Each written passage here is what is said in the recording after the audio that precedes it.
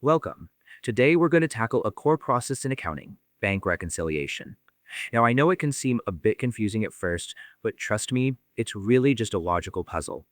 So let's kick things off with a question that pretty much every business owner or accountant has asked at some point.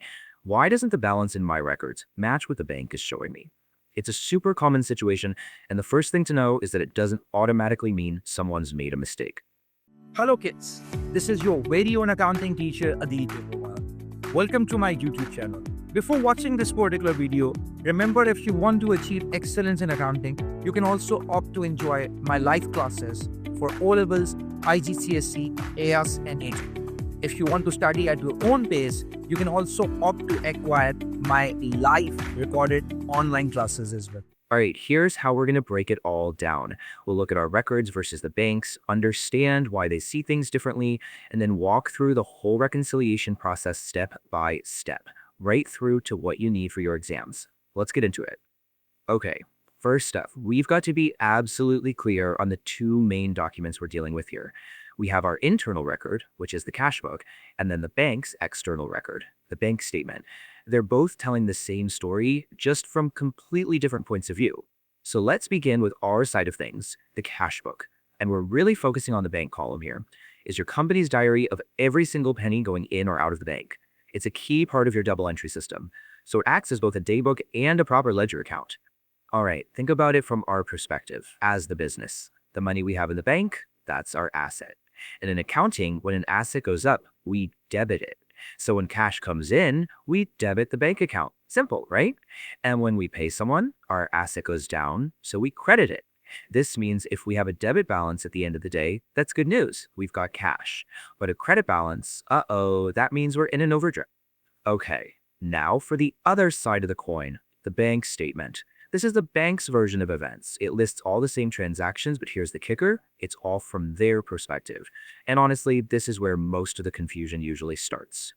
All right, let's get into section 2 because this next idea is the absolute key to unlocking bank reconciliations. Seriously, if you get this one concept, you've pretty much cracked the whole topic. So, check this out. For your business, the money in the bank is an asset. You own it. But from the bank's point of view, your money is a liability. Why? Because they owe it back to you.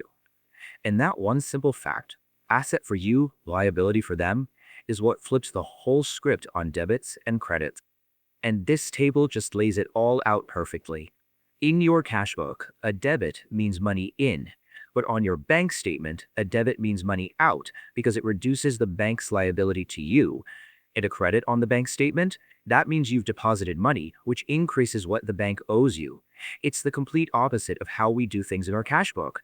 Wild, right? Okay, now that we can speak both languages, ours and the bank's, let's dig into the first reason for those mismatches. These are transactions the bank knows about, but we don't. Well, not yet anyway. Yeah, this list pretty much covers the usual suspects. Things like bank charges or interest on an overdraft. The bank just takes that money straight out, and we often have no idea until we get the statement. The same goes for things like standing orders we've set up, direct payments from customers, or even a check from a client that unfortunately bounced. And here's a really important distinction. These are not timing differences. These are real completed transactions that we've simply missed. They are omissions in our records, and it's our job to fix them. So how do we fix it? Well, this brings us to the first major step in the whole process. We create what's called an updated cash book. All we do is take our original closing balance and then add in all those missing items we just talked about. This gets our own records up to date and reflects the true picture. All right, now let's flip the script and look at the opposite scenario. These are the transactions that we've recorded correctly in our cash book, but the bank just hasn't processed them yet. And you know what? There are really only two main types to worry about. First, you've got uncredited deposits. That's basically cash or checks you paid into the bank, but they're still going through the clearing system. And second, you have unpresented checks. These are checks you've written out to pay someone, but they just haven't cashed it yet. It's all just a matter of time. Okay, listen up, because this is a huge point for any exam. We do not, I repeat, do not adjust our cash book for these. Why? Because our records are already correct. These timing differences are the special items that form the bridge connecting our corrected cash book balance to the bank statements balance. All right, it's time to bring it all home. Now that we understand both types of differences, the omissions on our part and the timing differences on the bank's part, we can finally perform the reconciliation and prove that the two balances actually do agree. This two-step process is your secret weapon, okay? Step one, you always fix your own books first by preparing that updated cash book. That gives you the true cash figure. Only after you've done that do you move on to step two, which is preparing the actual bank reconciliation statement. Think of the BRS as a separate document that just explains the difference. And this is what that second step looks like in practice. You start with the closing balance right from the bank statement. Then you add any deposits that haven't cleared yet, and you subtract any checks that haven't been cashed. And if you've done everything right, boom, the final number will match the balance from your updated cash book. It's a beautiful thing when it works. So why do we go through all this trouble? Let's quickly nail down the key takeaways that will really help you master this, whether it's for an exam or for a real business. You have to remember this is so much more than just a textbook exercise.